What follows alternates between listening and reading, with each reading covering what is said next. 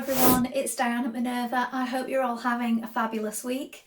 And today I'm going to share a make with you for this gorgeous top.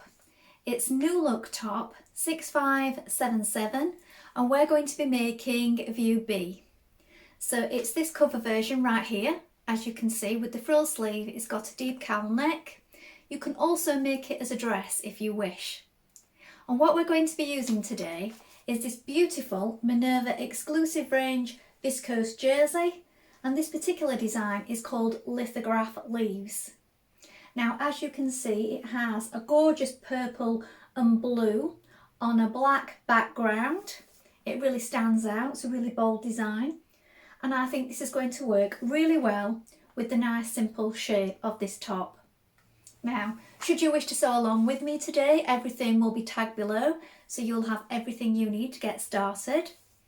Wash and prepare your fabric before we begin. This ensures that any shrinkage occurs now and not later on. Then when you've done that, we're going to take our pattern, locate the sizing on the back, and when you're sure of the perfect fit, we're going to go and cut our pattern pieces together. So let's go and do that now. So here are our pattern pieces for tops A, B and C. So here is your front piece, and with this one you're going to cut one piece on the fold. Here is the fold line here. You're going to make a note of all these pleat markings, the fold line at the top, the pleat markings here, these notches and circles. You can also lengthen or shorten at this point here. So should you wish to make it longer as more of a dress version rather than a long tunic, just extend it at this point and make sure you skim out over the hips, just allowing a little extra, and that will make it more of a dress length. Here is your back piece. This time you're going to cut two pieces. This is your straight grain going this way. Make a note of your notches and your circles, and again lengthen or shorten at this double line here. Here we have our sleeve pieces for version B. Now these are cut on the bias, so this is your grain line going this way, so make sure you place those correctly. Make a note of your notches and your circles, and then we have the back facing. You're going to cut one piece, and this is the centre back here. Again, make a note of the notches and circles. Now we're ready to begin making our top. So first of all, you want to wind half of your thread onto your machine spool and check your machine needle is sharp. Now for this fabric you need to be using a jersey or a ballpoint needle. Now I'm using a ballpoint needle size 8 today. You may wish to test this on your scrap fabric before you begin and see what works best for you. When you've done this, we're going to take our front pieces of our top and we're going to create the pleats at the top of the shoulders. Now this will create our neckline that folds at the front. So this is our first job, so let's do that together now. So it may be quite hard to see here, but here are our broken lines at our shoulder points. So we're going to bring these broken lines together and stitch, and then the same again here, bring them together and stitch down. And then once you've stitched them down, we're going to press them downwards. So let's do that first of all.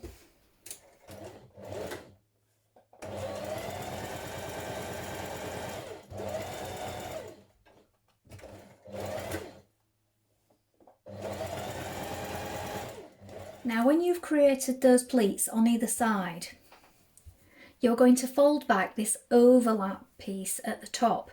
Now before you do this, because you have a raw edge, you may wish to overlock or zigzag finish it first of all.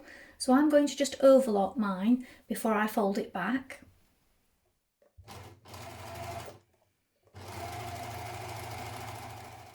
Next you're going to press your front extension piece to the wrong side along the fold line here. So I marked my fold line with chalk lightly, just to get it accurate when I was pressing it back. I also made two little snips at either side, here and here. And at this point you've pressed down your pleats as well.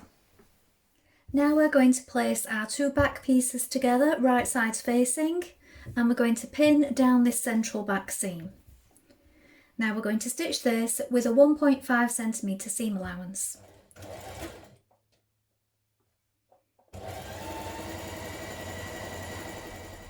At this point, you're going to pin your front piece to your back piece at the shoulders here. As you can see, the back neck edge extends 1 centimetre beyond the front neck edge. So pin that in place, matching up your notches here, and stitch that in place with a 1.5 centimetre seam allowance.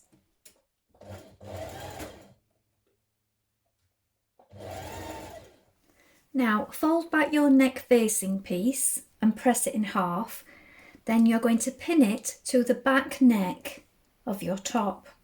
So it's right sides facing, this is the back of your top, and as you can see I've pressed open the seam and I've also overlocked mine at this point as well. Line up the central point there, these 2 notches at either side, and you're going to overlap it with the front. So this is the front here, this is where it folds back and meets the shoulder, and you're overlapping this facing piece at the shoulder just here.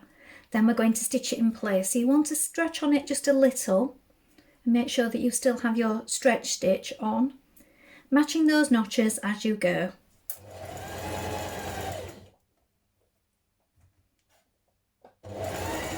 Now with your shoulder seams pressed towards the back, you can press down and stitch your back facing back to your neck. So this will also catch in that raw edge here on your back facing. Now we're going to pin our front to our back at the side seams and stitch down this seam with a 1.5 centimetre seam allowance.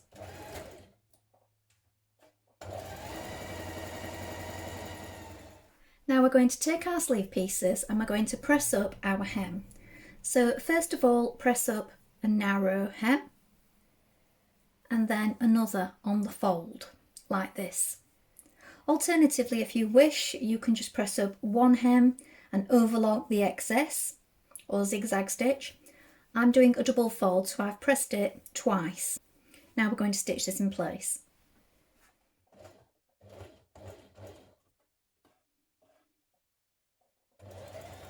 Now to add in our sleeves, we want right sides facing.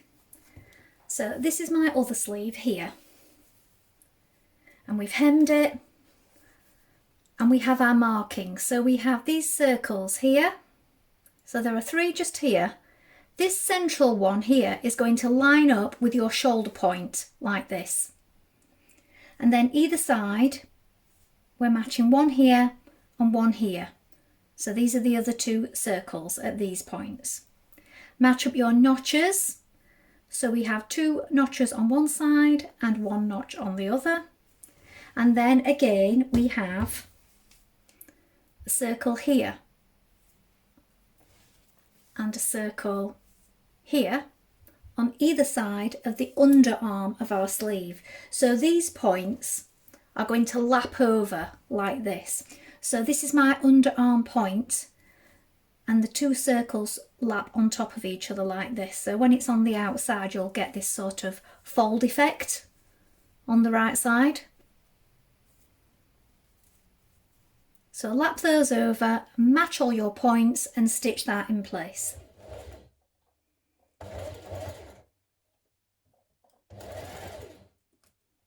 Now turn up and hem the bottom of your top. Again, I'm choosing to do a double fold at this point.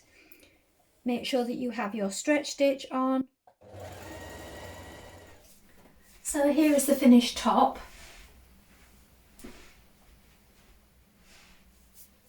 So it's a good long tunic length, and as you can see, should you wish to hack it into a dress, it would just simply mean adding to the length of it because it already goes past the hips, and as it's a stretch fabric, it lends itself really well to pattern hacking into a dress. Well, I hope you've enjoyed sewing along with me today. Have you sewn this pattern before? Please let us know in the comments below along with any photographs. We always love to see what you've been making. Now I think this would also look brilliant in the velvet, as in the cover version here, or maybe try a stretch lace. And with the long sleeves, I think that would make a beautiful addition to your wardrobe for a special occasion. Remember to like and follow Minerva to get more video content like this every week. And of course, take a look at the Minerva Craft Club to get 10% off all your orders for a whole year. Well, that's all from me for today, but I hope to be back soon with another make for you. If you like what I'm wearing today, this is another one of our exclusive Minerva viscose jersey fabrics, and this particular one is called Inky Grove, and today I'm wearing Burda 6233, and I will link this in with the products below in case you're interested in an additional make. That's all for today. Thank you for watching. Bye for now.